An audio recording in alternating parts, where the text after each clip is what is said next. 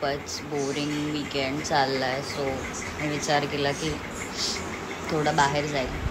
So मी माझ्या फ्रेंडला बोलवलं आहे आणि मी थोडं हँगआउट करेल. मग वाटलंच तर टाईम झोनमध्ये गेम खेळेल, काहीतरी थोडं चटरपटर खाईल. सो आता मी विचार केला आहे की मुंबई साईडला जाऊत. ते टाईम झोनचा वगैरे प्लॅन कॅन्सल केला. आता क्लायमेट खूप मस्त झालं आहे मुंबईमध्ये. एकदम असं ढगाळ वातावरण झालं आहे. खूपच सुंदर असं वाटतंय की पाऊस पडेल. आणि मुंबई साईडला इव्हनिंग तर खूपच मस्त असते. सो विचार केला की तिकडे जाऊन कुठचं तरी ओल्ड कॅफेज असतात, इराणी कॅफे वगैरे, किंवा एक छानसं रेस्टॉरंट किंवा स्ट्रीट फूड, तेच डिनर म्हणून करेल आज. सो आता सध्या हा प्लॅन आहे.